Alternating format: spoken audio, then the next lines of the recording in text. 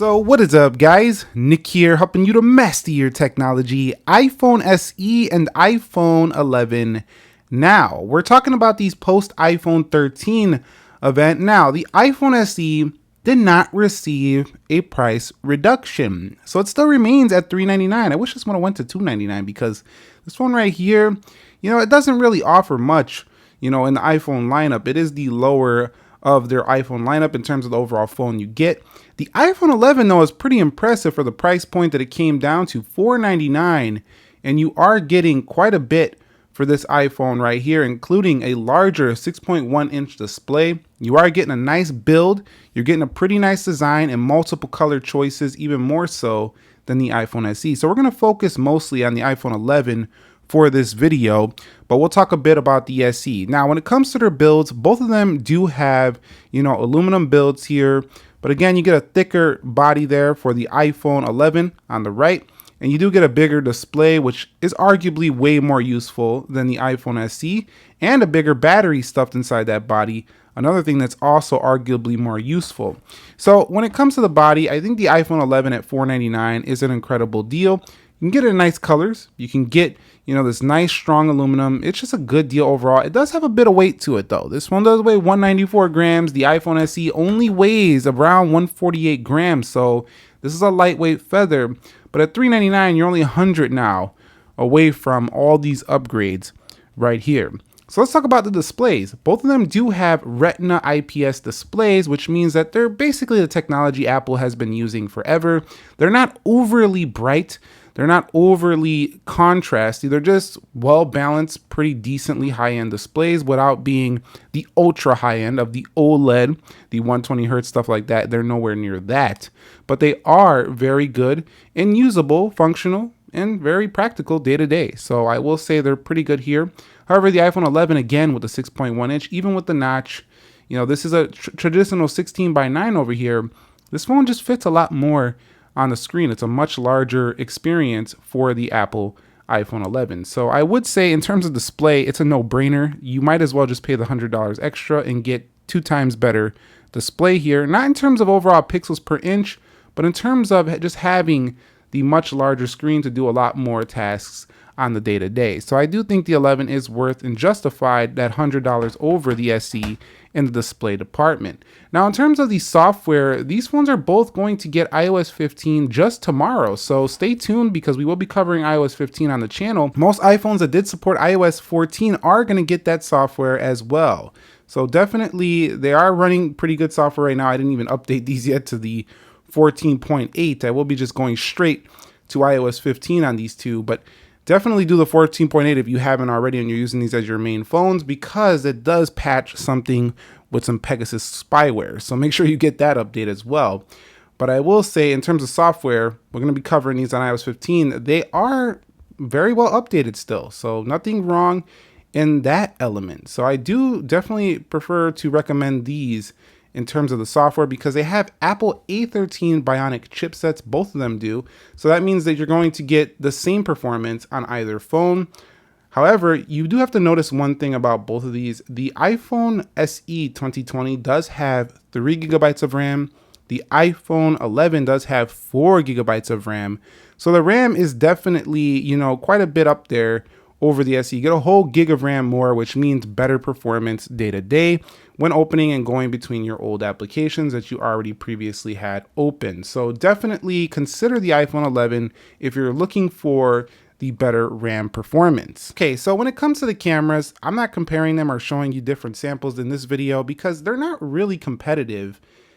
The iPhone SE has a very good single camera. It's like an iteration of the iPhone 8's camera though, which wasn't a bad camera, don't get me wrong.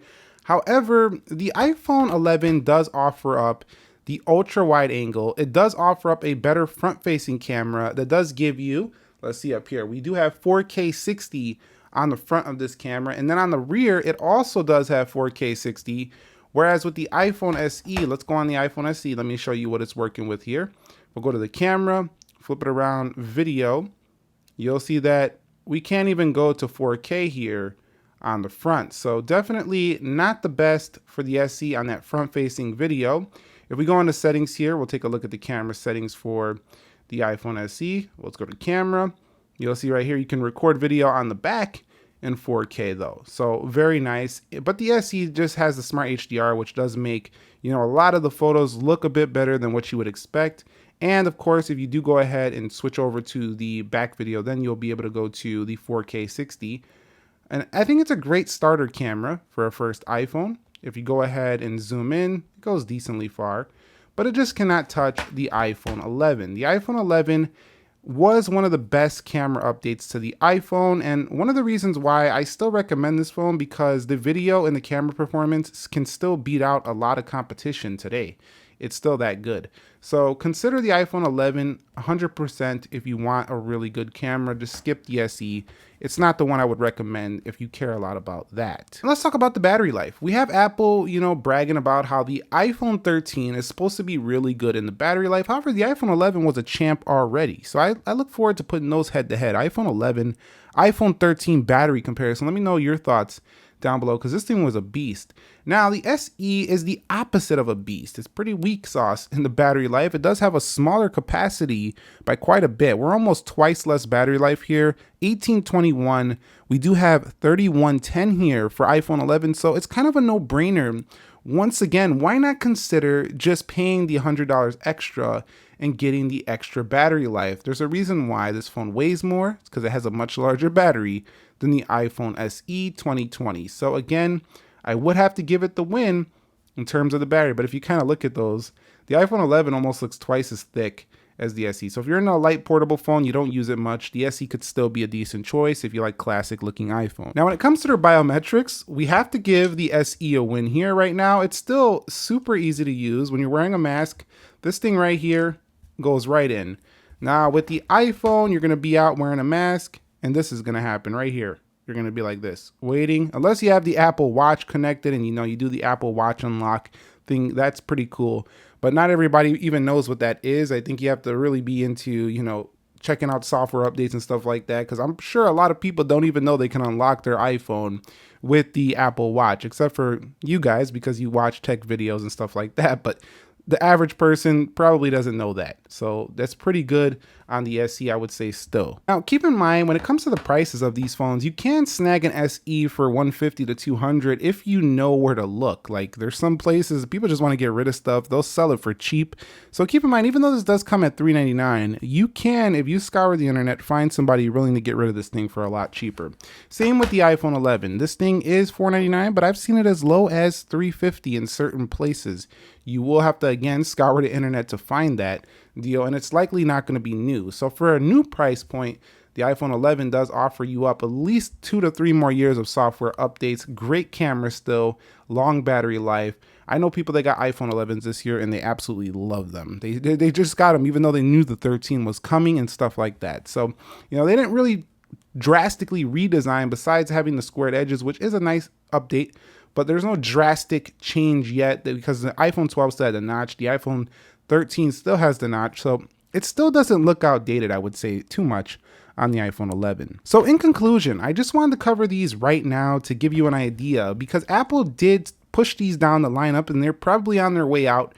Next year, this SE will probably be updated or eliminated from the lineup. This phone right here will likely be the lowest iPhone from the lineup, or eliminated if they bring a bigger version of the SE with like dual cameras and stuff like that. They might just get rid of the iPhone 11 altogether. But right now, if you're looking for one of Apple's cheapest iPhones, I would say that the iPhone 11 is definitely the way to go.